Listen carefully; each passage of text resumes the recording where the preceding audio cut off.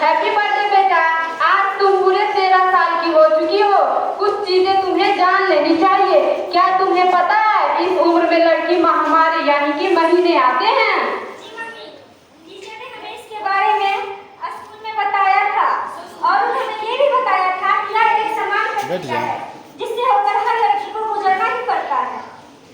हाँ, तुम्हें भी कुछ समय में आएंगे तो डरना नहीं, मेरे पास आना, हम सब कुछ बताएंगे। जी मम्मी। कुछ महीने बाद। मम्मी मुझे लगता है महीने आ गए हैं। ओ घबराओ मत बेटा, ये लो इसका इस्तेमाल करना। पर मम्मी ये क्या है? ये पेड़ है बेटा, इसको खोल के लगाना।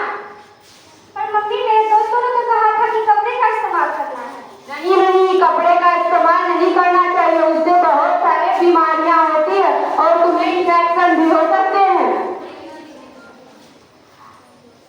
कपड़ा अगर यूज करोगी ना तो उससे तुम जो कपड़ा पहनती रहोगी ना उसमें भी दाग लग सकता है। इसका यूज करना, इससे तुम्हें कोई दिक्कत नहीं होगा। और हाँ, इसका अगर यूज करोगी ना तो 6 घंटा में इसको चेंज करते रहना, नहीं कि तुम्हें दाग, खाज, खुजली या बहुत सारे बीमारियों का सामना करना पड़ सकता है। पर मम्मी इसका इस्तेमाल करने के बाद मैं इसे फेंकूंगी कैसे? इसको तुम कागज में या पन्नी में मोड़ के डस्टबिन में रखना, हम एक साथ जला देंगे।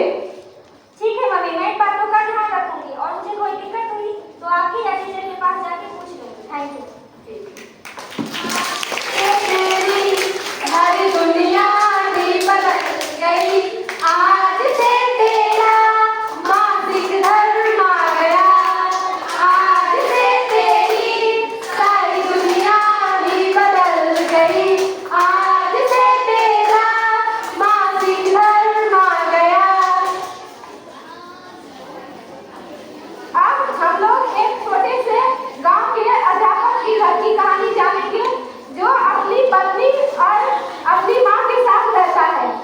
एक दिन उसकी माँ रसोई घर में काम करती रहती है और उसकी बहू उससे आके कुछ कहती है।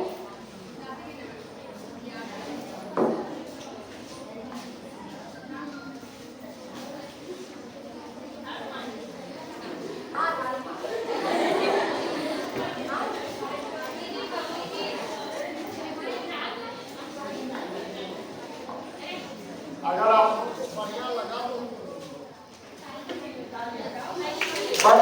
अगर बढ़िया लग रहा है तो ताली बजा के तो मनोबल ऊंचा है। मम्मी जी मेरे महीने चालू हो गए। क्या महीने चालू हो गए? तो रसोई घर में क्या कर रही हो? जाओ उस रूम में, उसी रूम में रहना, उस रूम से बाहर मत निकलना और किसी चीज को छूना भी मत, नहीं तो सारी चीज अपवित्र हो जाएंगे। और नहाना भी मत, बाल भी मत धोना और मेरे बेटे से भी दूर